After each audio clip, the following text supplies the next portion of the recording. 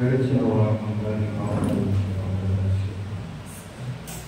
నూతన ప్రభావం యొక్క శుక్రవారంలో ప్రవేశపెట్టడానికి ఉపకరించిన కాబట్టి దీనికి ఆశీర్వదించి సహాయం చేసి మాట్లాడుతున్నాము. కార్యక్రమాన్ని ప్రభావం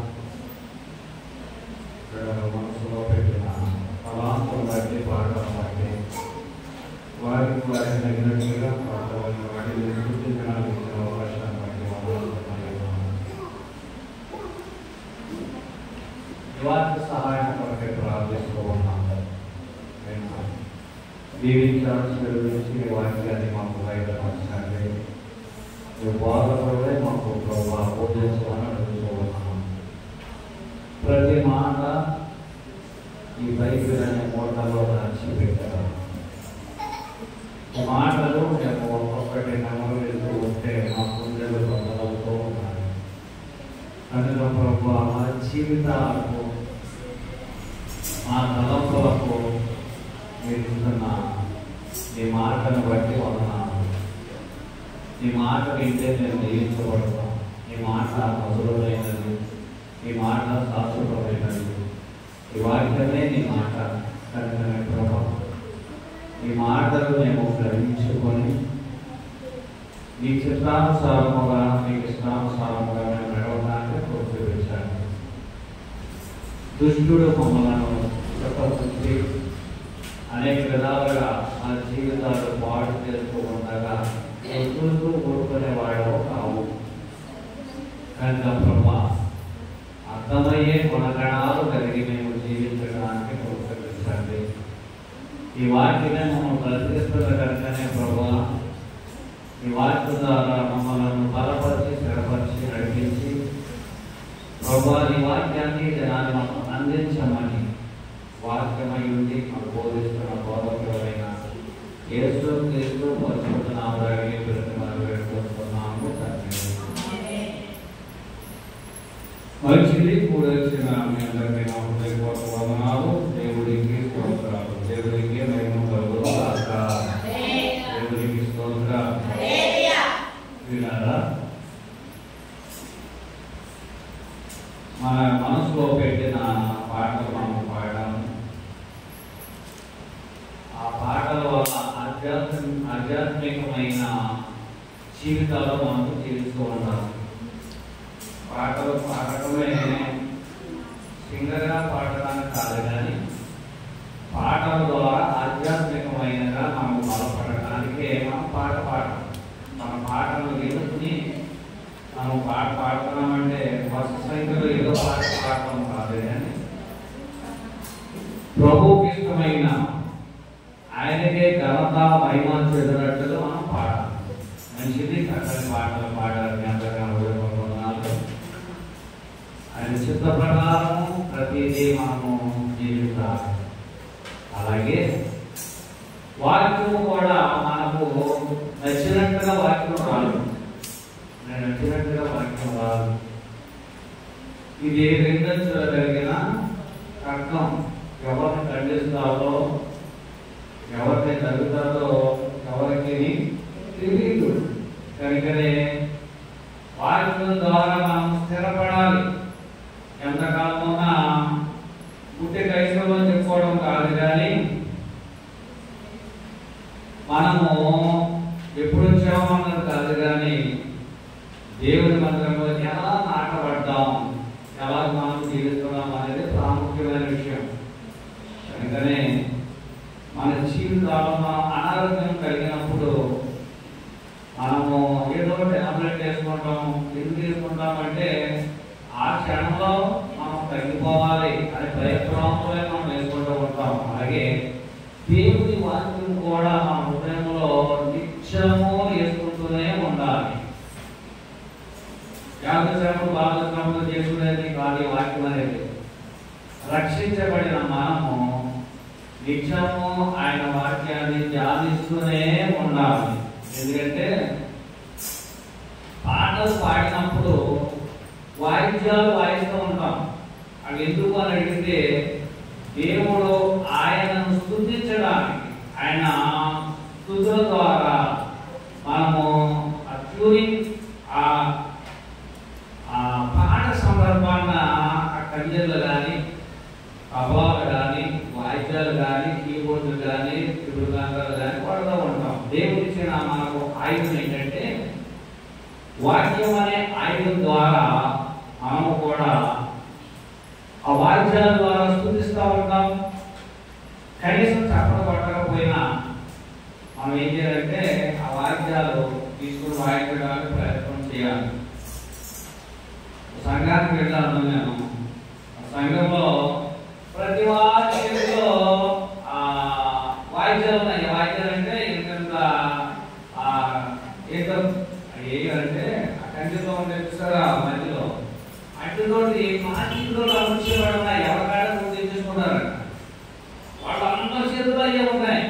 పాట ఎంతగా ఈ వాయిద్యాలు అంటే పాట వాయించడమే చక్కగా ట్యూనింగ్ లో వాయించడం, ఆ పాట సందర్భంగా చక్కగా పడడం ఎలాగా చాలా చక్కగా చూశాను నేను. అందరి చేతిలో ఉన్నాయి.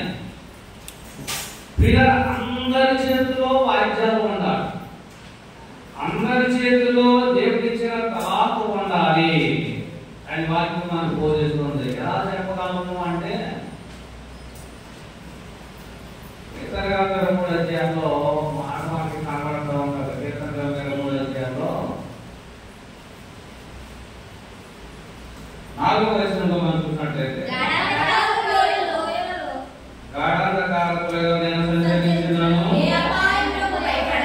ఏ అపాయమునకు భయపడకుండా ఉండటానికి ఏం చేశాడో తెలుసా? నీవు నాకు తోడై ఉండటానికి కూడా నీ దుడ్డి కర్రయు నీ దండము నన్ను ఆదరించును. ఇది కింద భాగం పైకి ఎక్కారు, పై భాగం కిందకి ఎక్కారు.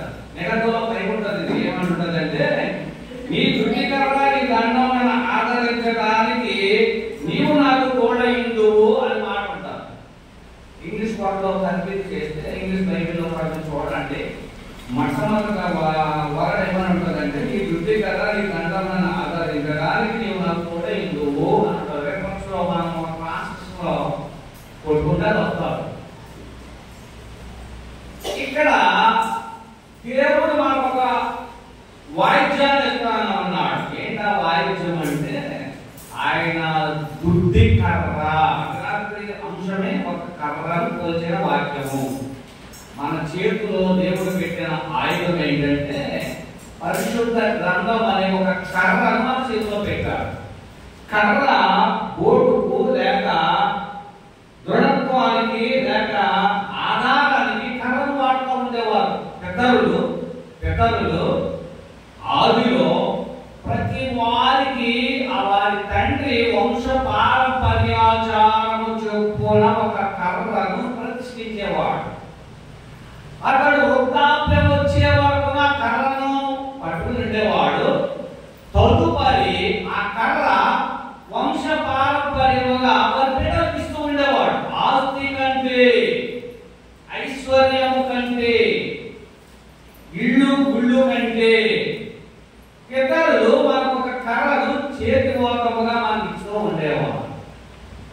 అందుకే దావీదు చక్కని మాట ఏమన్నాడంటే నీ దుడ్డి కర్రయు నీ దండమును నన్ను ఆదరించును. అంటే ఆ కర్ర మనలను ఆదరించడానికి, వాక్యం అనే కర్ర మనకు ఓతముగా మనను ఆదరించడానికి, కష్టాలలో కన్నీటి మనుగులో తగ్గిపోతున్నప్పుడు దేవుని వాక్యం అనే కర్రను చేత పట్టుకుని మనం వెళ్ళాలి. దేవునికి స్తోత్రం.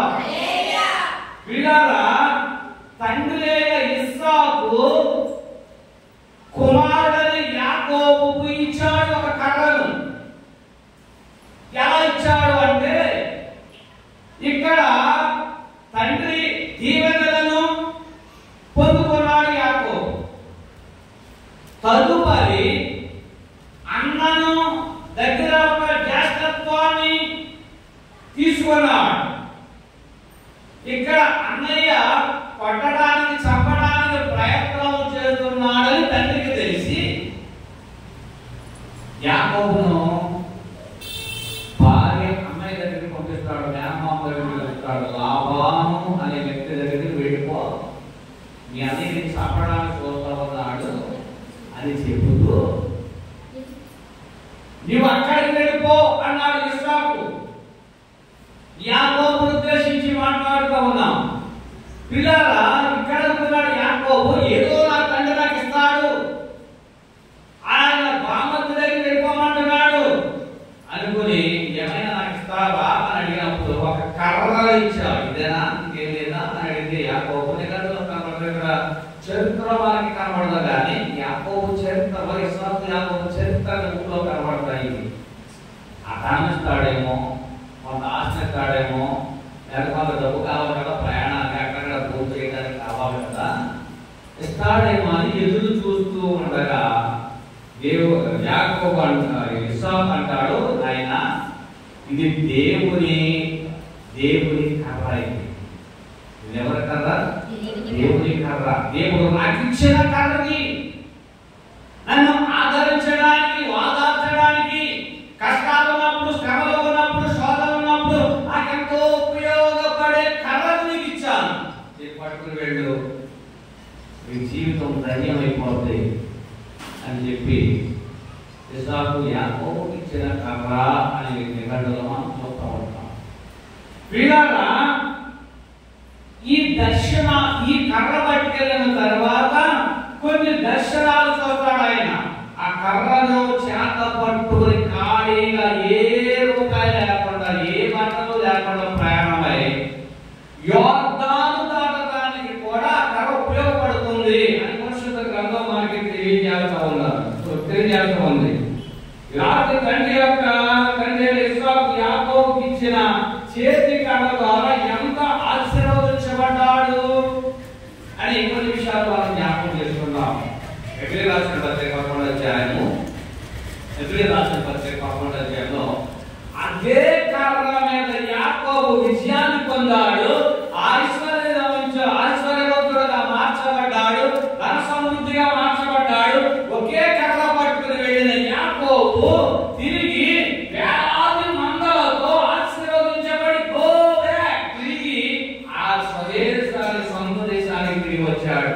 ఒక కర్రతో వెళ్ళిన యాకోబు ఎంత ఆశ్చర్యపరుడుగా తిరిగి వచ్చాడంటే, అదే కర్ర మీద ఆనుకొని యాకోబు చనిపోయాను అని వాక్యానికి బోధిస్తూ ఉంది. తండ్రి ఇస్సాకు ఇచ్చిన కర్ర యాకోబు చనిపోయే వరకు కూడా అది ఆధారముగా యాకోబుకి వెంట వచ్చినట్టుగా వాక్యం తెలియజేస్తుంది. విశ్వాసమును బట్టి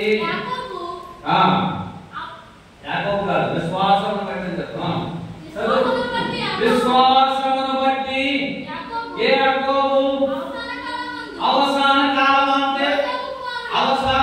అంటే మరణ కాలమందు యాకోబు భాషలో బైబిల్ చాలా మాట కనబడుతూ ఉంటుంది. ఏంటంటే తెలుసా, మరణ కాలమందు యోసేపు కుమారుల ఒక్కొక్కరిని ఆశీర్వదించి తన చేతి కర్ర మీద మొదలు మీద ఆనుకొని దేవునికి నమస్కరించి చనిపోయాడు. దేవుని స్తోత్రం. ఈ మాట ఎంత మర్మమో తెలుసా? ఎవరిచ్చారు యాకోబుకి కర్ర? తండ్రి అయినా ఇస్సాకు ఇచ్చాడు. నాయనా, ఈ కర్ర నీకు ఆధారం, ఈ కర్ర నీకు రక్షణ, ఈ కర్ర నీకు మరణకాలం వరకు నిన్ను ఆదరించేది, రక్షించేది, వాదార్చేది అని చెప్పినప్పుడు ఆ కర్రను చేత పట్టుకుని వెళ్ళిన యాకోబు ఆస్తితో తిరిగి వచ్చాడండి. Praise the lord. ఎంత ఆస్తితో తిరిగి వచ్చాడండి? మందలను పట్టుకుని తిరిగి వచ్చినట్టుగా పరిశుద్ధ గ్రంథంలో మనకి తెలియజేస్తూ ఉంటాడు. ఆసాన కాలం ముందు అనగా మరణకాలమందు బైబిల్ ఉందన్నమాట లేదు, మరణకాలమందు యోసేపు యాకోబు కుమారుని యోసేపు కుమారులు ఒక్కొక్కరిని ఆశీర్వదించి తన చేతి కర్ర మొదలు మీద ఆనుకొని దేవునికి నమస్కారం చేసి చనిపోయాడు. ఎంత ప్రాముఖ్యమైన మాట. ఆదివారం మనం చూసాము మనము ఎలా పోల్చాడు? ఎలా పోల్చాడు? ఒక మంటి కొండగా పోల్చాడు అని వారి వాక్యంలో మాట్లాడాడు. కాల్చిన కొండలు, కాల్చబడిన కొండలు పగిలిపోతే ఏమాత్రం ఉపయోగపడవు, నిష్ప్రయోజనంగా కంటమని పడేయవలసిందే. కానీ దేవుడు మనకు అన్ని కొండలు చేశాడో తెలుసా? ఎప్పటికప్పుడు సరి చేసుకునే కొండలాగా మనను ఇర్మియా ప్రవక్త ద్వారా తెలియజేశాడు. జారిపోయినప్పుడు, వేరైపోయినప్పుడు మరలా ఆ మౌనం తీసుకుని మరలా వేరొక కొండలు తయారు చేశాడని ఆధారం మనం చూసాం. విశ్వాస జీవితంలో నువ్వు పగిలిపోయిన, కాలిపోయిన కొండ వలె ఉంటే నిష్ప్రయోజనమే. పెంట మీద పడేసిన ఉపయోగం లేవు ఆ ముక్కలు. కానీ నీ జీవితంలో కుమ్మారి చేతిలో ఉండవలసిన కొండ వలె ఉండాలి అని ఆహ్వానం చూసాం. రాత్రి మరొక మాట ఏంటంటే, నీకు ఆధారము, నీకు ఆధార పోషకుడు లేక నీకు సమస్తాన్ని సమకూర్చిన దేవుడు ఒక కర్ర, ఒక వాక్యం అనే కర్రను నీకు చేత పట్టుకుని మరణకాలం వరకును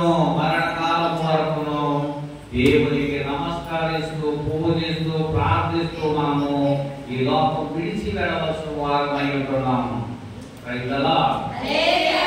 చాలా మంది ఈ లోకంలో అది మింగేసి ఇది మింగేసి లవ్ ఫెయిల్ అయ్యిందని లేకపోతే ఏదో పోగొట్టుకారని ఎంతో మంది మరణిస్తూ ఉన్నారు. చాలా మంది పేపర్ చూస్తే, యూట్యూబ్ లో చూస్తే, ఒకే కాలంలో కూడా యూట్యూబ్ లో చూస్తే లవ్ కర్తలు పేరై వాడితో లవ్ చేసుకున్న భార్యతో ప్రేమించి చచ్చిపోయారు. అబ్రాస్ ప్రేమించి చచ్చిపోయారు. నేను ఉదయం ఎవరికైనా నాకు వాడుతారేనా పరలోకము చేర్చబడట అలాగో అన్ఎక్స్పెక్టెడ్ గా చనిపోతే పరలోకం చేర్చబడతారు.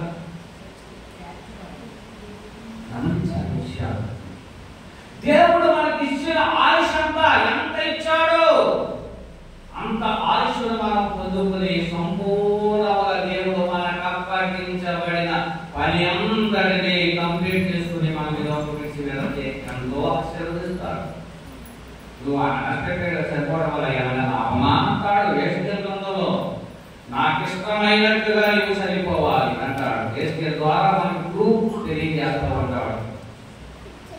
ఇక్కడ చేతి కర్రను కొనను ఆనుకొని దేవునికి నమస్కరించి చనిపోయాడని దేవుని వాక్యం మనకి తెలియజేస్తూ ఉంది. కనుక ఈ కర్ర నీకు వాక్యం అనే కర్రగా, ఒక ఖడ్గంగా నీకు ఇచ్చాడు. కష్టాలలో, నష్టాలలో, సమస్యలో ఉపయోగపడుతుంది. బాధలో ఉపయోగపడుతుంది. దావీదు చేతిలో కర్ర ఉంది. దావీదు చేతిలో కర్ర ఉంది. వడిసెలే కాదు, చాలా మంది వడిసెల ద్వారానే అంటారు వాక్యంలో. దావీదు చేతిలో కూడా ఒక కర్ర ఉంది. ఎప్పుడు ఎవరిచ్చారు ఆ కర్ర? ఇచ్చాడు. తండ్రి అని ఇచ్చాడు. ఎప్పుడు ఇచ్చాడు అని అడిగితే, ఇదిగో దావీదా, నీ అన్నలు అరణ్య ప్రదేశంలో గొర్రెల మేపుతో ఉండిపోయారు. వారు రోజులు అయిపోయింది. వారు రాలేదు. వారు సమాచారం తెలుసుకొని ఈ కొన్ని రొట్టెలు, కొన్ని గోధుమలు, కొన్ని ఇవన్నీ తీసుకుని వెళ్ళి క్షేమ సమాచారం తెలుసుకుని రా అంటూ వాటన్నిటిని కూడా కట్టి దాంతో వారు ఒక కర్ర, చేతి కర్రను కూడా ఇచ్చాడు. చూడండి, సమూయేలు గ్రంథము మొదటి సమూయేలు గ్రంథంలో కనపడుతూ ఉంటుంది. ఎందుకు ఇచ్చాడు అంటే ఇక్కడ చక్కగా కనపడుతుంది. ఏంటంటే 17:37 శ్రీమంతుల యొక్క బలం నుండి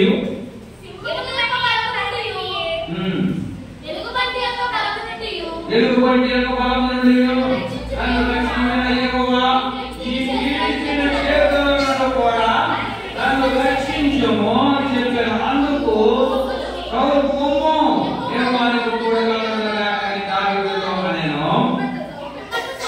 40వ వచనం చదువుదాం. తన కర్ర చేత పట్టుకొని ఏటి లోయలో నుండి 5 మంది రాళ్ళను ఏరుకొని తన యొక్కనున్న చిట్టంలో ఉంచుకొని ఒడిసెల చేత పట్టుకొని ఫిలిష్తీయులను మాట సందర్భం అర్థం ఏంటంటే అతని చేతిలో 2 ఆయుధాలు ఉన్నాయి. 2 ఆయుధాలు, ఒకటి కర్ర, రెండవది ఒడిసెలు. ఈ కర్ర గురించి వచ్చింది చాలా మందికి డౌట్. ఉదయకాలం మధ్య నేను ఫోన్ చేసి అడిగితే నేను దీని గురించి వాళ్ళు అడగడం వల్ల నేను వాక్యాన్ని ప్రిపేర్ అవుతూ ఉంటాను. ఒకసారి అయ్యా దావీదు చేతిలో ఒడిసెలు మాత్రమే ఉంది కదా, ఒడిసెల ద్వారా విజయాన్ని పొందాడా అని ఒక పాస్టర్ గారు అడిగితే ఆయన 3-4 రిఫరెన్స్లు చెప్పాను. ఎక్కడ చెప్పినా ఆయన బోధించారు.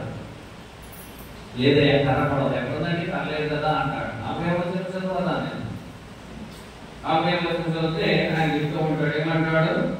తన కర్ర చేత పట్టుకొని, అంటే అతనికి ఆధారం ఏంటంటే కర్ర. ఎందుకు అతని దగ్గరికి వెళ్తున్నావు? తోడేళ్ల మధ్యలో సంచారం చేయగలుగుతున్నావు కనుక, ఏ రేపుతుందో తెలియదు, సింహాల మధ్యలో ఉంటావు కనుక నీ ఈ ఆహారంతో పాటు కర్రను కూడా తండ్రి అతనికి ఒక దేవుని అప్పగించినట్టు అప్పగించాడు. కర్ర దేవునికి సాదృశ్యంగా కనబడతా ఉంటాడు. కర్ర దేవునికి సాదృశ్యమని ఎలా చెప్పగలమండి అని అడిగితే, దేవుడు మాట్లాడినప్పుడు ఒక మాట అంటాడు. ఏమంటాడు? ఇది దేవుని కర్ర అంటాడు. ఆ దేవుని కర్ర మోషే పట్టుకుని పెడతాడు. ఆ సందర్భాలు కూడా మనం జ్ఞాపకం చేసుకున్నాం. కర్ర అతడు దేవుని కర్రని చేత పట్టుకుని వెళ్ళాడు అని వాక్యం మనకు బోధిస్తూ ఉంది. చూడండి అక్కడ 14వ అధ్యాయంలో అంతలో 15వ వచనం, 14వ అధ్యాయం 15వ వచనం.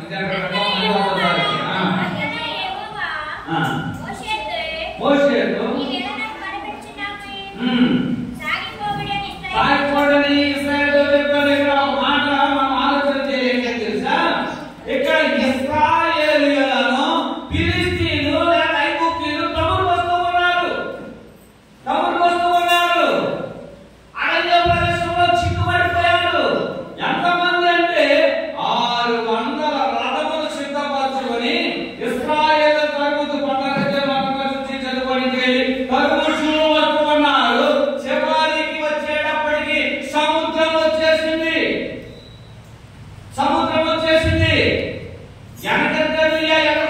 అయిపోయి ఏం అర్థం కావట్లేదు.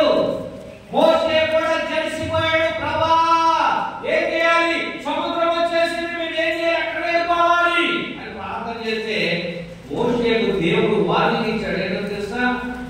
మోసే ఏంటి పిచ్చమాట మాట్లాడుతున్నా, చేతులు ఏముంది? కర్ర ఉందయ్యా, నీకు నేను ఇచ్చే కర్ర ఉంది కదా, ఎందుకు తెలిసిపోతున్నాను? కర్ర దేవునికి సాదృశ్యం.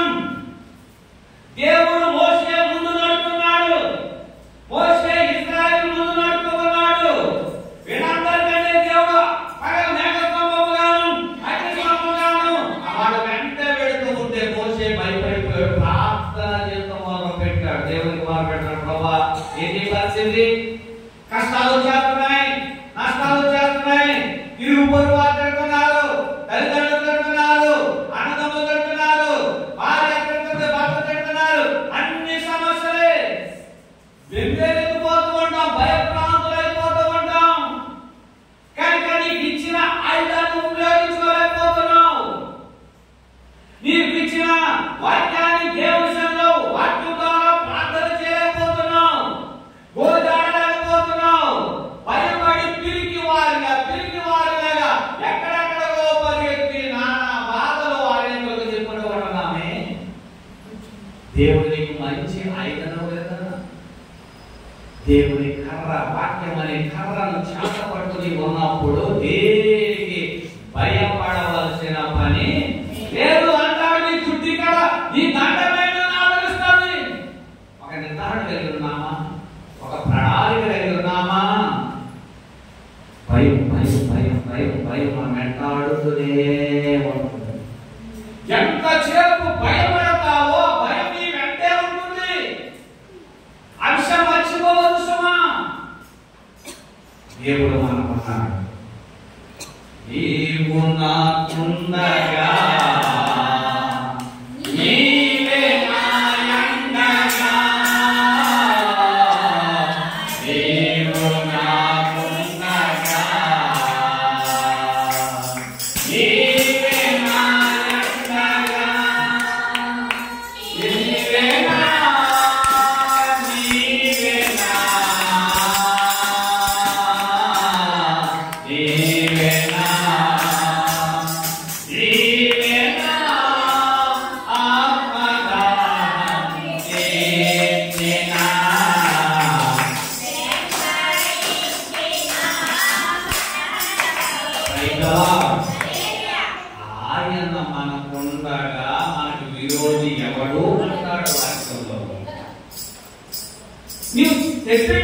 స్థిరపడి ఒకరి మీద ఆధారపడి ఉండాలి. అక్కడ తొక్కుడు ఇక్కడ తొక్కుంటూ చల్లాచెదురైపోయి మన ప్రవర్తన సరి చేసుకోలేకుండా ఎక్కడికి పరిగెడుతున్నావు? ఎక్కడికి పరిగెడుతున్నావు? తండ్రి ఆస్తిని అమ్ముకొని పరిగెత్తాడు. తప్పిపోయిన కుమారుడు ఏ బట్టి వెళ్ళాడంట? కర్ర బట్టి వెళ్ళలేదు, తండ్రి మాట బట్టి వెళ్ళలేదు, తండ్రి మాట వినలేదు, తండ్రి వాగ్దానం వినలేదు. తండ్రి చెప్పాడు, నాయనా ఇది కాదురా, నా ఇంట అనేకమైన నివాసం ఉన్నారు, అనేకులు పోషించబడుతున్నారు, ఇవేంట్రా పరిగెత్తిపోతారంట ఆస్తి వరకు? జ్ఞానం లేనిది బ్రతుకు బతకడానికి ఎందుకు పరుగులెట్టాలని చెప్తే వినకుండా పరిగెత్తాడు. నష్టపోయాడు. దేవుని జనగమా దేవుడు పెట్టారా? వాడి మీద వేరే ఆధారపడకుండా నీకిచ్చిన దేవుని వాక్యం అనే కర్రను చేత పట్టుకొని బలముగా మనము ప్రయాణం చేయాలి. దేవునికి స్తోత్రం. ఇక్కడ అంటాడు మాట మనం జ్ఞాపకం చేసుకుంటే నిర్గమకాండము అందులో మోషే దేవునికి మాట పెట్టాడు. ఏమని? ప్రభువా ఏం చేయాలి అర్థం కావట్లేదు, ఎలా మహాసముద్రం వచ్చేసింది అని మోషే మాట పెడితే యెహోవా అంటున్నాడు, యెహోవా నీ చేతిలోనిది ఏమిటి? రెండవ వచనం, యెహోవా రెండవ వచనం 14 రెండవ వచనం,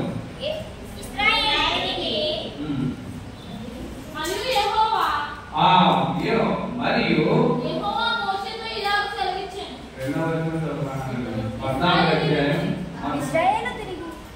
నిర్గమకాండము 4వ అధ్యాయము, నిర్గమకాండం 4వ అధ్యాయము మొదటి వచనాలు. అందుకు మోషే మందగించెను, వారు నమ్మరాని ఆ మాట వినరు, యెహోవా నీకు ప్రత్యక్షము కాలేదని ఉత్తరమిచ్చెను. యెహోవా నీ చేతిలోనిది ఏమిటి? ప్రశ్న. దేవుని వాక్యం అనే ఖడ్గము ఎవరి చేతిలో ఉంది? మోషే చేతిలో ఉంది. ఈ రాత్రి దేవుని వాక్యం అనే ఖడ్గము నీ చేతిలో ఉన్నంత వరకు దేనిని భయపడక్కర్లేదు. దేని గురించి భయపడక్కర్లేదు. నా పిల్లలను చూడలేదే, నా కుటుంబాన్ని చూడలేదే, నా బంధువులను చూడలేదే, నా తల్లిదండ్రులను చూడలేదే అని ఏమాత్రము దిగులు చెందకూడదు, భయం చెందకూడదు. ఆ భయం నేను వెంటాడుతూ ఉంటారు. కనుకనే ఆ భయమును పారదోలాలి. భయమును పారదోలి అభయము నీకివే. భయమును పారదోలి అభయము నీకివే.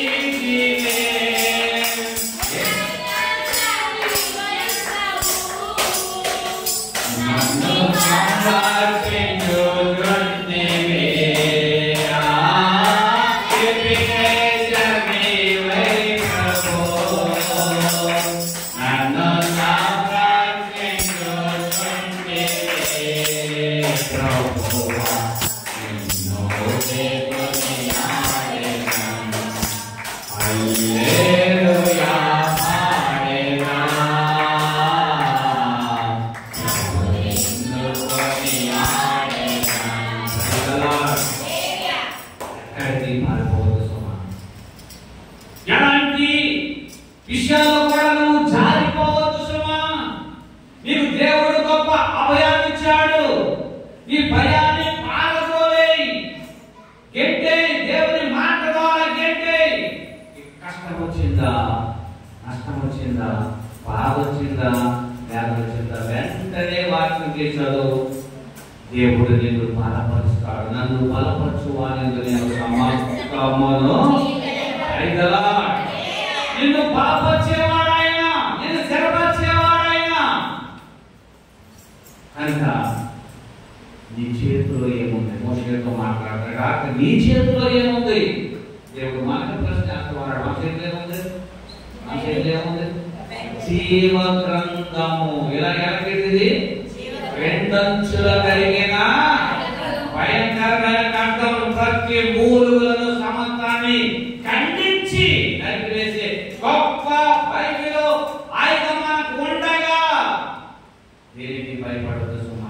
దేనికి తిరుగుపడదు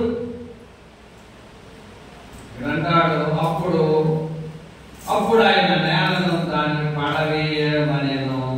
అతడు దాన్ని నేల మీద పడవేయగా అది పాయెను. మోషే దాని నుండి పారిపోయాను. భయపడి మోషే కూడా అద్భుతం చేశాడండి. 4వ వచనంలో అద్భుతం, 2వ వచనంలో అద్భుతం, 17వ వచనంలో అద్భుతం. ఇంకా చదువుకోండి 20వ వచనంలో అదే 4వ అధ్యాయంలో 20వ వచనంలో కూడా అద్భుతాన్ని చేసినట్టుగా ఆ కర్ర చేత పట్టుకున్న దానిని ఆ సూచన చేయవలసిందని చెప్పాడు. అప్పుడు దేవుడు ఆయనకు తోడై ఉన్నాడు.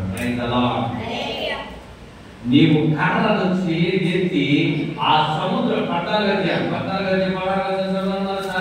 నీవు ఈ కర్రను ఎత్తి ఆ సముద్ర వైపు చెయ్యి చాపి దానిని పాయలుగా చేయము. మోషే చేతిలో ఉన్న దేవుని కర్ర ఏమైందంట?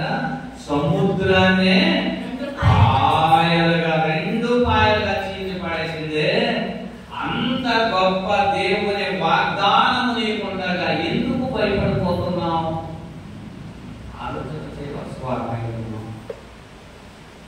ఒక్క చిన్న యవనస్తుడైన బాలుడని దావీదుతో పలికాడ మాటలు.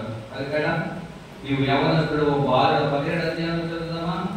17వ అధ్యాయంలో మనం జ్ఞాపకం చేసుకున్నట్లయితే సమీర మొదటి గ్రంథం 17వ అధ్యాయంలో మనం జ్ఞాపకం చేసుకున్నట్లయితే గ్రంథము 17వ అధ్యాయంలో చాలా చక్కని విషయాలు మనకు కనబడతాయి. బాలుడు అంటాడు, యవనుడు అంటాడు. 32వ వచనం 33వ వచనం చదవండి. ఎదుర్కొని వారితో పోరాడుటకు నీకు బలము చాలదు, ఎందుకంటే నువ్వు బాలుడవు అన్నాడండి. అంటే దావీదు ఏ వయసు ఉంటారు? ఆ టయానికి కార్పొరేటర్ ఎంత లెక్కేసుకున్నా 14-18 సంవత్సరాల మధ్యలో బాలుడుగా సంచారం చేశాడు. అప్పటికి అక్కడ రాజు కాలా అన్నలకు క్షేమ సమాచారం మోసేవాడు. నువ్వు బాలురాలు చిన్నవాడి పెద్దవాడిని వృద్ధులని బాధపడుతున్నావేమో. నీ చేతిలో ఏముంది? వాక్య ఖడ్గం ఉంది. ఈ విషయాన్ని మాత్రం మర్చిపోవద్దు. ఇక్కడ అంటాడు ఇంకో మాట చూస్తే అదే మాట అదే స్వామి ఇంకో దిక్కున అంటాడు. 55వ వచనం అంటాడు, సౌలు దావీదు ఫిలిష్తీయులకు ఎదురుగా పోవడం చూసినప్పుడు తన సైన్యాన్ని చేరిన అబ్నేరును చూసి, అబ్నేరు ఎంత చక్కని మాట అండి. ఎవరు మాట్లాడుతున్నారు చూసండి?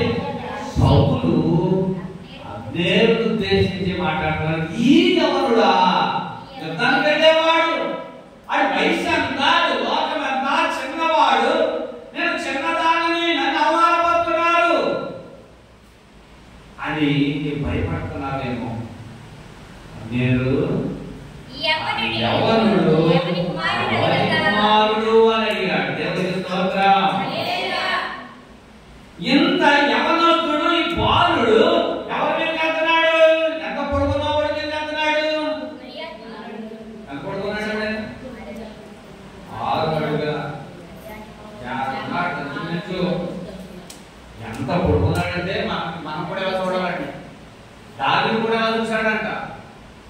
ఆ గుర్యాన్ని గీటి ఇలా భూమిలో చూశాడంట దావీదు. ఓ కుమారుడా, నివారణ విధానం వస్తాను ఆపకాలను ఏం చేస్తాను తెలుసా? నల్లిని నలిపినట్టు అనిపిస్తాను, కింద తొక్కేస్తానని ఎన్నో శబ్దాలు చేశాడంట. అతనికి అనేక తొడిగారు, రక్షణ వస్త్రాలు తొడిగారు.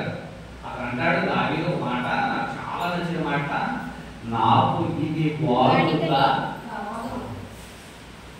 వాడుక లేని ధరించుకోవద్దు సుమా.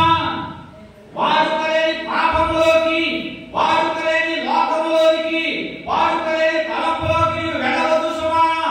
దేవుడిచ్చిన సర్వాంగ కవచాన్ని ధరించుకో. అది వాక్యం అనే ఖడ్గమును చేపట్టు. వాడుక లేనటువంటి దానికి పోవద్దు. నీకు ఇచ్చింది కర్ర వాక్యం అనే కర్ర మాత్రమే లెక్కించాడు అని వాక్యం మనకి బోధిస్తూ ఉంది. కానీ తన కర్రను చేత పట్టుకుని అది చేశాడట, ఏటిలోకి వెళ్ళి కొన్ని రాళ్ళు తెచ్చాడు. కర్ర దేవుని కర్ర, దేవుని పట్టుకునితో ఉన్నాడు. మన జీవితాల్లో కూడా, మన తలంపులో కూడా దేవునినే ధ్యానించాలి, దేవునినే పూజించాలి, దేవునికి ఒక ప్రత్యేకమైన ఆలోచన కలిగి ఉండాలి, దేవుని అయితే ఒక నిరీక్షణ కలిగి ఉండాలి. అందుకు మోషే చిత్రహించము, వారు నన్ను నమ్మరు అని మాట విన్న మాట వినరు, యెహోవా నీకు ప్రత్యక్షం కాలేదంటారు అని ఒకరి మీద యెహోవా నీ చేతిలో ఏమిటి అని అతను అడిగాక అతడు కర్ర అన్నాడు. దానిని పట్టుకుని ఎన్నో అద్భుతాలు చేశాడు, ఎన్నో అద్భుతాలు చేశాడు. వృద్ధాప్యం వరకు ఆ కర్రను విడిచిన వాడు కాదు అని వాక్యం మనకి తెలియజేస్తుంది. ఆ కర్రను ఆయన విడిచిన వాడు కాదు అని పరిశుద్ధ గ్రంథమే మనకు బోధిస్తోంది. గాఢంధకారంలో ఉన్నామేమో, శ్రమలలో ఉన్నామేమో, దుఃఖంలో ఉన్నామేమో, బాధ వచ్చినప్పుడే దేవుడు, చాలా మందికి బాధ వచ్చినప్పుడే దేవుడు. లేకపోతే వాక్యం అవసరం వద్దు, అవసరం వద్దు, ఏదో ముద్రేసిన అమ్ముద్ర తిరుగుతాడుతూనే ఉంటాం. ఎక్కడ తిరుగుతామో ఏంటో తెలియదు. కష్టం వచ్చినప్పటికి, నష్టం వచ్చినప్పుడు, బాధ వచ్చినప్పుడు, వేదన వచ్చేటప్పటికి దేవుడా దేవుడా నీవేమో తిరుగు అని ప్రార్థన చేయడానికి మాత్రమే వస్తాం మనం. చూడండి ఎన్ని కుర్చీలు కాడి ఉన్నా, ఎంత విశాలంగా ఉన్నా, ఎంత సిగ్గు చేయకండి. ఆదివారంకే ప్రార్థన, బాధొస్తేనే ప్రార్థన. ఎంత బాధ విషయాలు మనం జ్ఞాపకం చేసుకోవాల్సిన వారమై ఉన్నాం. ఇశ్రాయేలీయులు గోత్రాల మీదుగా, గోత్రాల వారిగా 12 మంది, 12 గోత్రాలకు ఒక మనుషుని ఏర్పాటు చేశారు. 12 గోత్రాల వారిని ఏర్పాటు చేశారు. వేరు వేరు గోత్రాలకు ఒక వ్యక్తిని ఏర్పాటు చేశారు. ఈ 12 నాయకత్వం వచ్చేసింది, నాయకత్వం వచ్చేసింది. కనుకనే ఎలా విమర్శించేసినా, ఎలా చేసేసినా ఎవరు అడిగేవాడు లేడు. మాదే పై చెయ్యి, ఎందుకంటే మమ్మల్ని ఏర్పాటు చేసేసారు కదా పాస్టర్ గారు అమ్మంటారు. ఏనా దెబ్బతినేశారు. దేవునికి ఆహ్వానికి మోషేకు విరోధంగా మాట్లాడటం మొదలు పెట్టేశారు. వీళ్ళు ఎవరు? ఈ 9 గోత్రాలు, 11 గోత్రాల వారు 12 గోత్రమైన ఆహారు గోత్రం మీదకి యుద్ధానికి మొదలు పెట్టారు. మోషే దేవుడితో మాట్లాడాడు, ప్రభువా ఏంటిది? వీళ్ళ చక్కగా ఒక మందమందరికి ఏర్పాటు చేశాను కదా, నీ దైవ సేవకుడైన దాసుడైన అహరోను మీద ఇంత తిరుగుబాటు, ఎందుకు ఇంత తిరుగుబాటు అని మోషే ప్రార్థన చేస్తే భయంకరమైన తెగులుగా ఆ దేశం మీదకి రప్పించాడు దేవుడు. సంఖ్యాకాంతా చదువుకోండి ఇంటికి వెళ్ళి. ఆ వ్యాధి గురించి చాలా భయంకరమైనది. అహరోను మళ్ళా వచ్చి చచ్చిపోయినాడు శవాల దగ్గర, బ్రతుకున్నవాడు మధ్యలో నిలబడితే ఆ తెగులు ఆగిపోయింది అని 17వ అధ్యాయం మనకి తెలియజేస్తూ ఉంటాడు. అప్పుడు మోషేకి దేవుడు మాట ఇస్తాడు, ఒక్కొక్క గోత్రం వారు ఒక్కొక్క కర్ర తీసుకురండి, అందరి కర్రలు తీసుకురండి, 12 గోత్రం వారు 12 కర్రలు తీసుకురండి అని మోషే చెప్తే వారు 12 గోత్రాల వారు తీసుకొచ్చారంట. 12 గోత్రాల వారు తీసుకొస్తే అహరోను గోత్రం వారు 12 గోత్రమైన అహరోను కర్రలు కూడా తీసుకొచ్చారట. ఆ రాత్రంతా ఒక మంచం దగ్గర రాత్రంతా పెట్టి ఉదయకాలం వచ్చేటప్పటికి ఎవరి కర్ర చిగురుస్తాయో, బాదమకాయ బాదపు స్వల్ప వస్తాయో వాడికి మీరు లోబడి ఉండాలి అని మోషే ఒక నిర్ణయం చెప్పులు చేశాడు. 17వ అధ్యాయం చదువుదామా? యెహోవా మోషేతో 17వ అధ్యాయం మోషే దినాలు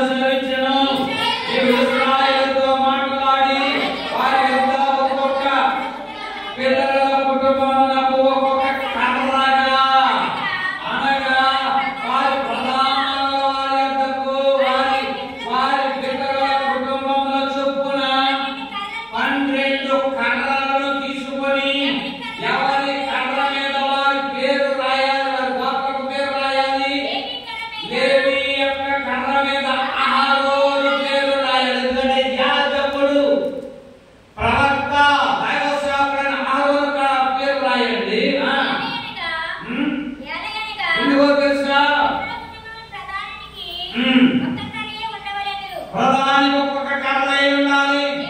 నేను మిమ్మల్ని కలుసుకొని ప్రత్యక్షపు గుడారములోని శాసనముల ఎదుట వారిని ఉంచవలెను. అప్పుడు నేను ఎవరిని ఏర్పరచుకొందునో వారికి కర్ర చిగురించును. ఇశ్రాయేలీయులు మీకు విరోధముగా సనుగుచుండగా స్వడుగులు నాకు వినబడకుండా ఎంతలో మానేయాలి. కాబట్టి మోషే ఇశ్రాయేలుతో చెప్పగా తమ తమ పితరుల కుటుంబములలో ఒక్కొక్క ప్రధానికి ఒక్కొక్క కర్ర చొప్పున 12 కర్రలు అతనికి ఇచ్చిరి. ఆహారులు కర్రయు వారి కర్రల మధ్య ఉండెను. మోషే వారి కర్రలను సాక్ష్యపు గుడారములో యెహోవా సన్నిధిలో ఉంచారు. అర్థం చేసుకోండి మాట. ఎక్కడ పెట్టారండి? ఎన్నకి వచ్చి ఎవరింటికాడ పెట్టారు? యెహోవా సన్నిధికి తీసుకొచ్చి పెట్టారు. వారి వారి గోత్రాలు చొప్పున ఒక్కొక్క కర్ర మీద ఒక్కొక్క పేరు రాశారు. యాజకుడు, ప్రవక్త, దైవసేవకుడైన అహరోను వంశం మీద లేక గోత్రం మీద అహరోను పేరు చెప్పారు అని వాక్యం మనకు బోధిస్తుంది. యెహోవా సన్నిధిని ఉంచెను. మరునాడు మోషే వారి కర్రను సాక్ష్యపు గుడారములో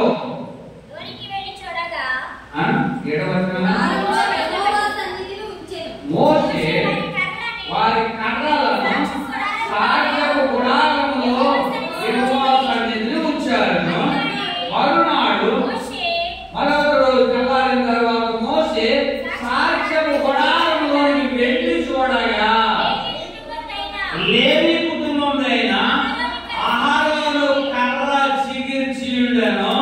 అది చిగిర్చి పువ్వులు పూసి ఆరముల పండు కలదాయను. దేవునికి స్తోత్రం. ఎవరి కర్ర ఇది?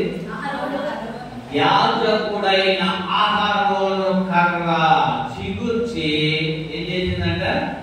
పాదాల పుష్పాలుగా పూసినట్టుగా మనం చూస్తూ ఉంటాం. తర్వాత మోషే యెహోవా సన్నిధిని ఆ కర్రలన్నిటిని ఇశ్రాయేలీయుల ఎదుట తేగా వారు వాటిని చూచి ఒక్కొక్కడు ఎవరి కర్రను వారు తీసుకోండి అని చెప్పాడు. అప్పుడు యెహోవా మోషేతో ఇట్లనెను, నీ మీద అడుగుల మీద తిరగబడిన వారిని గూర్చి ఆనవాలుగా కాపాడునట్టు అహరోను కర్ర మరలా శాసనముల ఎదుట ఉంచుము. వారు చావకుండునట్టు నాకు వినబడకుండా వారి సడుగులను కేవలము అణిచి మాన్పివేసిన వాడవు అని చెప్పాడు. దేవునికి స్తోత్రం. ఇవి గోత్రాలు లెక్కలు కట్టి ఆ కర్రను ఉంచారు. మనం ఏం గోత్రం అండి? మనం ఏం గోత్రం అండి? అదే మన గోత్రాలే మన దగ్గర చాలా మంది లేదా మన లేదా యోధా గోత్రం సింహావనం, ఆయన 10వ సింహం. రైతులా ఏ గోత్రం అంట? ఊళ్ళో కూర్చేసినప్పుడు గడ్డ కొట్టినప్పుడు దాని మీద ఎక్కినప్పుడు ఏ గోత్రం అంటే రకరకాల గోత్రాలు ఎక్కువ ఉంటారు. అలాంటి గోత్రాలు మన ఏవి కావు. మనం ఏ గోత్రం అంట? యోధా గోత్రం సింహావనం. మనము యాజకులమైన దేవుని బిడ్డలుగా మనం ఉంటున్నాం. మనకు ప్రత్యేకించబడిన గోత్రం మనకు తెలుసా? చాలా మందికి తెలియని విషయం. మన గోత్రమే క్రైస్తవ గోత్రం అంటే ఒక ప్రత్యేకమైన గోత్రం. యోధా గోత్రము మనది. కనుకనే ఈ అహరోను వంశము కూడా లేవి వంశం నుంచి వచ్చిన వాడు, యాజకుల వంశం నుంచి వచ్చిన వాడు. దేవుడు వారిని ఏర్పాటు చేసుకున్నారు. ఎవరైనా ఏర్పాటు చేసుకున్నాడు దేవుడు? మోషేను, అహరోనును, మిరియామును ఏర్పాటు చేసుకున్నాడు. ఫస్ట్ దైవ సేవకులుగా మోషే నాయకత్వం వహించాడు. అంటే నడిపించడం ఆయన అప్పుగా ఆయన దేవుడు ఆ తలాంతు మోషేకి ఇచ్చాడు. అహరోనుకి యాజకత్వం. మోషే యాక్చువల్గా మందసం దగ్గరికి వెళ్ళడానికి కానీ లేక ధూపం వేయడానికి అర్హత లేదు మోషే. నాయకత్వమే అహరోను ధూపం వేయడానికి మందసం దగ్గరికి వెళ్ళడానికి ధైర్యంగా దేవునితో ముఖాముఖిగా మాట్లాడడానికి అహరోను ఏర్పాటు చేసుకున్నాడు. మిరియాముని ప్రవక్తగా ఏర్పాటు చేసుకున్నాడు. ప్రవక్తలకి డైరెక్ట్ గా దేవునితో ముఖాముఖిగా మాట్లాడించి వారికి సమాధానం చెప్పడానికి ప్రవక్తగా ఏర్పాటు చేసుకున్నాడు. వీళ్ళిద్దరు కూడా ఒక తప్పిదం చేశారు. మోషే చదువుకున్నాడు, ఆయన మీద ఇదేమండి, ఆయన మీద బోధించలేమేంటి, అలా పాట పాడలేమేంటి, అలా ప్రార్థన చేయలేమేంటి అనుకుని విరోధంగా మాట్లాడారు. వెంటనే మాట కూడా గుడ్డి చదువుకోవడం లేదు అని అక్కడి నుంచి దేవుడు మందిరాన్ని దూషించాడు. కొంతకాలం మళ్ళా దేవుడు ఆ మోషే ప్రార్థన ఆలకించి మళ్ళా వాళ్ళని యాజకులుగా తీసుకోవడం జరిగింది. దేవునికి స్తోత్రం కలుగునుగా. దేవుని పెట్టారా, ఈ కర్రలు ఎలాంటిగా చిగురించే కర్రలు. దేవుడు ఒక వాయిదాన్ని ఒకలాగా వాడుకున్నాడు అంటే మనం ఎంతగా దేవుడిని జ్ఞాపకం చేసుకోవాల్సిన వారమై ఉన్నాం. దేవుని మర్చిపోకూడదు, దేవుని మందిరాన్ని మర్చిపోకూడదు. ఈ త్యాగము, ఈ మట్టి ఘట్టము ఇంకా సజీవులుగా ఉంది అంటే మన ధ్యానాన్ని బట్టి కానీ మన అపసంతాన్ని బట్టి కానీ ఏ మాత్రం గర్వించడానికి లేదు. ఎందుకంటే క్షణభంగురం ఎలా కనబడతాం అలాగా అయిపోతాం. అయ్యో మొన్న కదా పోయేది అన్నయ్య గారు అదే మొన్న కనబడదే ఆశ్చర్యపోయాను నేను. అది చెప్పాలని మాకు ఒకసారి వాక్యాన్ని రౌండప్ చేస్తూ ఉంటాను. నలుగురు ప్రింట్ అయిపోతూ ఉంటుంది. ప్రభా నేను ఎంతటి వాళ్ళం, అందరూ ఒకవాడు దేని గురించి అతిశయించకూడదు. అందుకంటే కొందరు రథములు బట్టి చేస్తారంటే గుర్రాలు రథాలు కాదు. మనకేమున్నాయి? డబ్బు, ధనధాన్యం, మేడలు, విద్యలు, కార్లు, ధన సమృద్ధి, వాటిని బట్టి నశించకూడదు. ఎన్ని తలచిన ఏది అడిగినా జరిగేదంతా ఆయన చిత్త ప్రకారమే జరుగుతుంది. దేవుని స్తోత్రం. గద్దెరెక్కించేవాడు, గద్దె తెచ్చేవాడు కూడా ఆయనే. రాజు అంటాడు, నేను ఎక్కలేని చేయగలను అంటాడు. ఎన్నో మర్మాలతో కూడిన దేవుని ఖడ్గం మన చేతిలో ఉండగా ఎందుకు దేవునికి విరోధంగా మనము జీవిస్తూ ఉంటాము? ఎందుకు మనము ఆయనకి ఇష్టమైన జీవితాలను మనం జీవించలేకపోతున్నాము? ఆదికాండం 32 చూసినట్లయితే అప్పుడు యాకోబు అబ్రహాము దేవా, నా తండ్రి ఇస్సాకు దేవా, ఈ దేశమునకు ఈ బంధువులకు తిరిగి వెళ్ళము. నేను నీకు ఏమి చేసేదని నాతో చెప్పిన యెహోవా నీ సేవకులు చేసిన సమస్తమైన పోరాటములను, సమస్తమైన సత్యములకును పాత్రుడను ఎట్లో ఎలాగనగా నా చేతి కర్రతో మాత్రమే ఈ యోర్దాను దాటితిని, అప్పుడు 2 గుంపులైతివి అని చెప్పాడు. చేతి కర్రతో యాకోబు చేశాడట, యోర్దాను దాటి వెళ్ళాడు. అప్పుడు అనుకున్నాడట, ఆ తండ్రి నాకు దేవుడినే నాకు అనుగ్రహించాడు. ఆస్తి, ఐశ్వర్యాన్ని, డబ్బుని కూడగలగాడేమో అనుకున్నాను, కానీ దేవుడినే నాకు ఒక కర్ర రూపంలో నాకు ఆయన ఏర్పాటు చేశాడు. అందుకే అనేక గుంపులుగా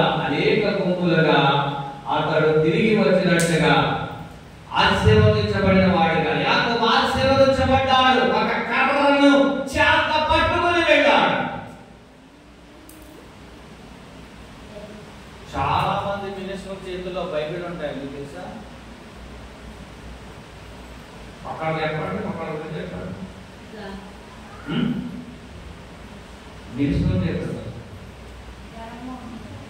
ఆ చేతిలో ఉంటుంది, తల్లి చేతిలో ఉంటుంది,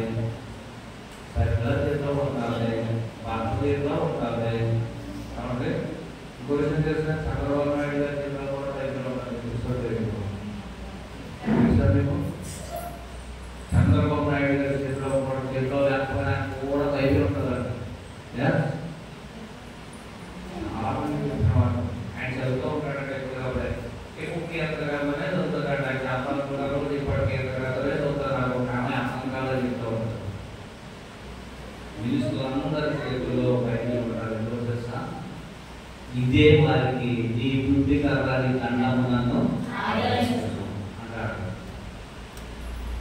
ఈ వాక్యము నా పాదములకు రక్షణ ఏదో తెలుసా? రక్షణ ఏదో తెలుసా? ఈ వాక్యమే మనకు దీపం. మన దీపం అంటే కానీ మనము వీటిని అశ్రద్ధ చేస్తూ ఉంటున్నాం, వీటిని పక్కన పెడతా ఉంటాం. పొద్దు నుంచి సాయంత్రం దాకా ఏకదాటిగా మన స్థితిగతులన్నీ ఈ లోపం కొరకే. ఏది చేయాలి, ఏది చేయాలి, ఎంతసేపు పడుకోవాలి, ఎంతసేపు నిద్రాలు, ఎంతసేపు ఎదుర్కోవాలి, మళ్ళీ చేసి పిల్లకి ఏమండాలి, భర్తకి ఏమండాలి, కుటుంబానికి ఏమండాలి. ఇదే కానీ ఒక్క అరగంట కానీ ఒక 10 నిమిషాలు కానీ దేవుని వాక్యం చదవగలుగుతున్నామా, ధ్యానం చేయగలుగుతున్నామా? ఒకసారి ఆలోచించండి. ఈ వాక్యమే మనకు ఆదరణ అండి. కనుక మనం దీనిని ప్రక్కన పెడతా ఉంటాము. సముద్రాన్ని కూడా పాయలుగా చేసింది దేవుడి వాక్యమే. హల్లెలూయా. ఈ చేతి కర్రను, ఈ పరిశుద్ధ గ్రంథం అనే చేతి కర్రను మనం ఎన్నడూ విడిచిపెట్టకూడదు. ఎంత కరెక్ట్ అయినా, ఎంత ఉన్నత సామెత పక్షి సహవాసం కూడా అంతా బైబిల్ కాలం. బైబిల్ పట్టుకునే గుర్తు చేస్తారు, అక్కడ భోజనం చేసిన తర్వాత కొంచెం వాక్యం జరుగుతూ ఉంటారు. ఇక్కడ మనకు తక్కువ కానీ ఇప్పుడు హైదరాబాద్, మద్రాసు, మహారాష్ట్ర, నాడు పక్షి సహవాసం విశ్వాసులు పెద్దమంది ఉద్యోగస్తులు ఎన్నాడు బైబిల్ విడిచిపెట్టినట్టు చూడలేదు. దేవుడు పెట్టారా? దేవుడు మనకు ఈ వాక్యం అనే కర్రను మనకు చాలా చేయున్నగా ఇచ్చాడు. అంత మాత్రమే కాదు, మరణము నుండి జీవములోనికి నాటిపోయేదానికి పరిశుద్ధ గ్రంథాన్ని మనకు అనుగ్రహించాడు. దీనిని ఎన్నడూ విడిచిపెట్టకుండా ఈ వాక్యం ద్వారా మనం ప్రభువానికి ఇచ్చిన ఈ కర్రను, ఈ ఓతం అనే కర్రను, రక్షణ అనే కర్రను నేను చేత పట్టుకుని పెడుతూ ఉన్నాం. ఆ పూర్తి రక్షణ కల్పించండి. మనం ఎప్పుడైతే ప్రార్థన చేయగలుగుతామో. ఎన్నిసార్లు చూస్తామా? చెప్పాలా? ఇంకా చెప్తూ ఉంటాను, తర్వాత మాటలు అడుగుతూ ఉంటాను. చెప్పండి. ఒక కర్ర దేవుని దావీదు బుద్ధి కర్ర. రెండవది మోషే కర్ర. ఇంకా దావీదు కర్ర.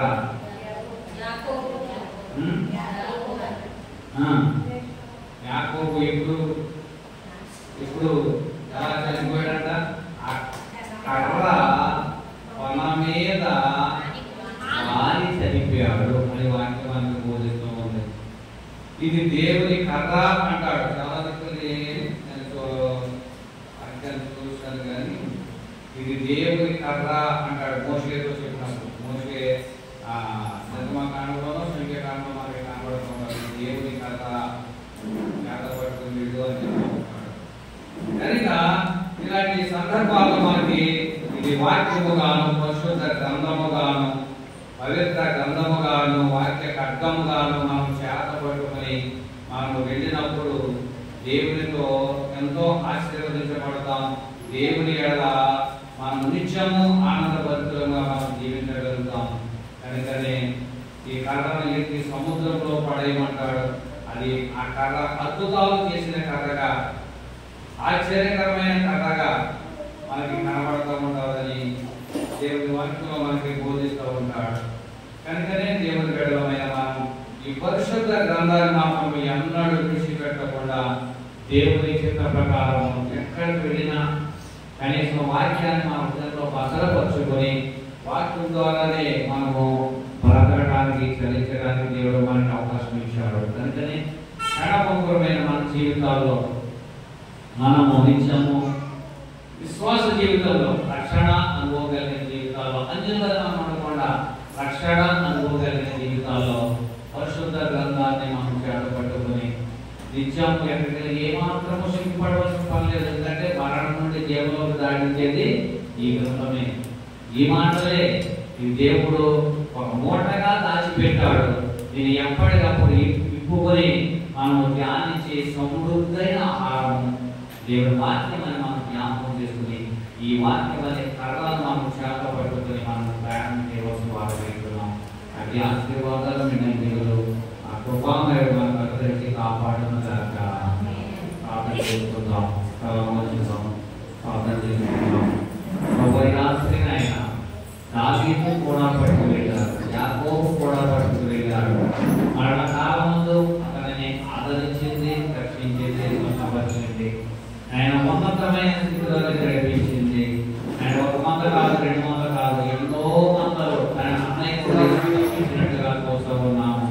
కనుకనే ప్రభువా, మా ఈ పరిశుద్ధ గ్రంథమనే కర్రలు చేతపట్టు ఏమాత్రం భయపడకుండా, లోకానికి భయపడకుండా, అవకాశాలకు భయపడకుండా, ఆయన కుటుంబాలకు భయపడకుండా నీకు మాత్రమే మేము భయపడేటప్పుడు చూపించాడని ప్రార్థన చేద్దాము. ఆయన దుద్దికపై ఆయన దండమే మనం ఆదరించేది. ఆదరణకర్తగా మనకున్నాడు, రక్షణకర్తగా మనకున్నాడు, స్వస్థపరచువాడుగా మనకున్నాడు. దిగులు శ్రద్ధకు భయపడకు. స్నేహితుగా సోదరి సోదరులారా, దేవుని బిడ్డలారా, దేవుని జనాంగమా, దేవుని వీళ్ళారా, ఏమాత్రం భయపడదు. సహోదరి సహోదరులమా, నీకున్నాం దేవునిలో విశ్వాస జీవితంలో బ్రతుకుతూ ఉన్నాం, చరిస్తూ ఉన్నాం, ప్రార్థిస్తూ ఉన్నాము. ఏకమనసు కలిగి ఆత్మ కలిగి మనం జీవించి ఆయన కర్రలు చేతపడుతున్నాం నడవలసిన వారు అయినాం. అప్పుడే మన జీవితాలు చిగురిస్తాయి, పాలకొస్తాయి, పాలకొట్టుగా పువ్వులు పోసి మనను ఆశీర్వదిస్తాడు. ఫలభరితమైన జీవితాల్లో ఉంచుతాడు. ఆహారం లేని వంశస్థుడైన ఆహారం కరశీలించినట్లుగా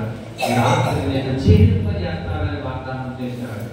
ఆయన వాక్యం అనే కట్టం మీకు ఉన్నప్పుడు ఈ కుటుంబం చిగురించబడతారు, ఈ కుటుంబం ఆశీర్వదించబడతారు, ఈ కుటుంబం దీవించబడతారు, ఈ కుటుంబము అనేక ప్రాంతము పుష్పాలు ఫలించి అభివృద్ధి చెందే స్థితిలోకి ఉంచుతాడు, ఈ కుటుంబాన్ని ఉంచుతాడు అని జ్ఞాపకం చేస్తూ ఉన్నారు. ఈ కర్రలోనే ఉన్నావు, వ్యతిరేకమైన కర్రలో ఉన్నావేమో, వ్యతిరేకంగా మాట్లాడే మందలో ఉన్నావేమో. నీ దాసుడు, నీ సేవకుడు అహరోనుకు లోబడినట్లుగా మనం కూడా లోబడి మనం ఆయన చిత్త ప్రకారం జీవించే వారు ఉండాలి. కనుక విఫలించాలి అంటే దేవుని కర్రలోనే ఉండాలి, దేవుని వాక్యం ద్వారా హత్తుకుని ఉండాలి. ఈ కుటుంబం దినదినము అభివృద్ధి చెందుతుంది, ఫలిస్తుంది. ఆయన జీవించగలుగుతాం. ఆయన గొప్ప దేవుడు, ఆయన ద్రాక్షవల్లి. మనము ఆయనలో ఏకమైన వస్తువాలని మారవాలని ఉండాలి. నేను నిజమైన ద్రాక్షవల్లిని, నాలో ఫలించిన ప్రతి తీగ నరకబడి అగ్నిలో పడవేయబడుతుందని వాగ్దానం చేశాడు. మనం ఫలించడానికి ఈ రాత్రి ఆహారం కర్రవలే ఫలించడానికి, ఆహారం కర్రవలే చిగురించడానికి, మనం నిత్య ఆనందంలో జీవించడానికి మహాపరిశుద్ధుడు, మహోన్నతుడు, మమ్మల్ని ఎదురుగా ప్రేమించిన మాట్లాడితే నీకు వందనాలయ్యా. ఈ రాత్రి నాయన ఈ దుడ్డికర్ర నీ దండమే మమ్మల్ని ఆదరించేదని దానికి తెలుస్తున్నాడు. ఆయన ఆదరించింది, ఆయన దాన్ని ఆదరించిందని వాక్యమే ప్రభువా. ఆ కర్రను చేతపడుకుని ఆయన శ్రేష్ఠుడైన గురియాలను చంపినట్టుగా చూస్తూ ఉన్నాం. ఈ మనుషుడు ఆపాటి వాడు అని ప్రభువా, సింహాలను ఎలుగుబంటులను జయించిన నా దేవుడు గొప్ప దేవుడు అని వాక్యం తెలియజేస్తుంది. ప్రభువా, అలాంటి దావీదు కర్రను చేతపట్టుకుని, వాక్యం అనే కర్రను చేతపట్టుకుని వెళ్ళి ఆయన వెళ్ళడం వల్ల మంచి నున్నపు రాళ్ళను తీసుకురావడం చూపించారు. ఆయన వర్తలకే అతన్ని పడగొట్టినట్టుగా చూస్తూ ఉన్నాం. మా జీవితంలో అడ్డుగోడలుగా ఉంటున్న ప్రతి విధమైన సాతాను బంధకాల నుంచి విడుదల విముక్తి దయచేయండి వందనాలు. మోషే చేతిలో ఉన్న ఆయన ఆ వాక్యం అనే ఖడ్గం చేతిలో ఉంటే కూడా తెరిచి మొదలుపెట్టినప్పుడు మోషే ఈ చేతిలో ఏముందో మర్చిపోయావా, నేను ఇచ్చిన కర్రను అని జ్ఞాపకం చేశారు. నేను మర్చిపోతున్నాం ఆయన. కనుక నీవు నీ దాసుల ద్వారా మరోసారి జ్ఞాపకం చేస్తున్నారు. వాక్యం అనే ఖడ్గాన్ని, వాక్యం అనే కర్రను మేము చేత పట్టుకొని ముందుకు సాగిపోయేట్టు సహాయం దయచేయండి. ఈ అంచె దినాలలో, అపాయకరమైన దినాల్లో, వ్యాధులతో బాధలతో సతమతమవుతున్న దినాలలో మేము ఉన్నామయ్యా. మమ్మల్ని రక్షించండి, స్వస్థపరచండి, బాగు చేయండి, ప్రతిరించండి. ఆయన ఈ దినం ప్రభా సంఘటనలో అస్వస్థమైన బిడ్డలందరూ కూడా ప్రార్థన చేస్తున్నాం. స్వస్థపరచండి, వారితో బ్రతికిస్తుంది కనుక ఆయన మేరే జ్ఞాపకం చేసుకుని శాపకరంగా ఆయన మామూలు తీసుకొచ్చారు.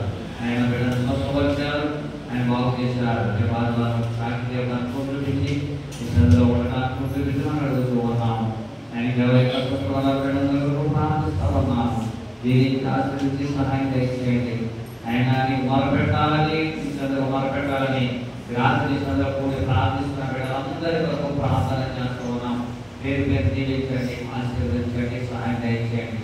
మేము అభివృద్ధి చెందే కొలది మందిరాన్ని మర్చిపోతున్నాం, మేము ఈ సహవాసాన్ని మర్చిపోతున్నాం, మేము ఈ వాక్యాన్ని మర్చిపోతున్నాం. మేము ఆయన ప్రభా ఎండిన భూమి వల్ల మళ్ళా నీవు మమ్మల్ని ప్రభా ఎండ చేసే దేవుడు అయి ఉన్నావు.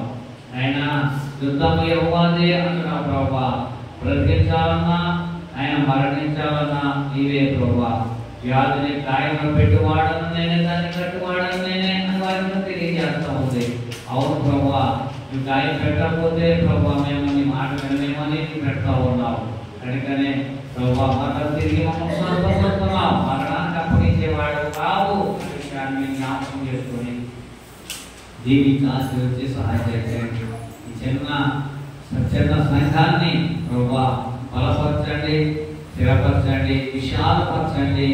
ఆయన ప్రభా బిడ్డలను ఏకీభవించి ప్రభా ఈ మందిరాన్ని మర్చిపోయి ఏం చేస్తున్నామో తెలియచేయండి. కనుకనే ప్రభా ఒకసారి జ్ఞాపకం చేసుకుని వారిని లేవనెత్తమని అడుగుతున్నాం. మరణం నుండి మా ప్రాణాలు సంజీవి పెట్టుకోవడం, మా కన్నులు జారి పడడం, మా పాదాలు తప్పిస్తూ ఉన్నాం. ఇరుకులో విశాలం కలిగజేస్తూ ఉన్నాం ఆయన. కనుక ప్రభా బిడ్డలు దీవించాల్సి సహాయం చేయండి. కూరేసిన బిడ్డలు ఏ అవసరతలు కలిగి వచ్చారో వాళ్ళ అవసరతలు తీర్చమని అడుగుతున్నాము. ఇది ఆశ్రయంగా నా పేరు కూడా జ్ఞాపకం చేసుకుని దీవించి ఆశించి తోడు నడిపించండి, సహాయం చేయండి. తోడు నడిపించుకొని అడుగుతున్నాము. ఇంకా వందనాలు చెల్లించుకుంటూ కూరేసిన మమ్మల్ని అందరినీ ప్రభావాన్ని ఉపదేశించి బోధించి మాకు వాక్యాన్ని కొన్ని విషయాలు తెలియజేశారు. కానీ ఇంకా ఎన్నో విషయాలు ఈ కళల గురించి బైబిల్లో ఈ వాక్యంలో దాచిపెట్టావు. అయినా లేకపోతే మేము రెండు మూడు విషయాలు మాత్రమే జ్ఞాపకం చేసుకుని ముగించాము. ప్రభావ ఈ సిద్ధమైతే ఒక అవకాశాలు ఇచ్చినప్పుడు వాటిని ఆయన సంపూర్ణంగా ఆయన ఉపదేశించమని అడుగుతున్నాం. జీవనకరానికి సహాయం దయచేయమని, ఈ ప్రార్థన విశ్వాసం చేసుకున్న ప్రార్థన చేయమని యేసుక్రీస్తు పరిశుద్ధ నామమున వేడుకుంటున్నాము తండ్రి.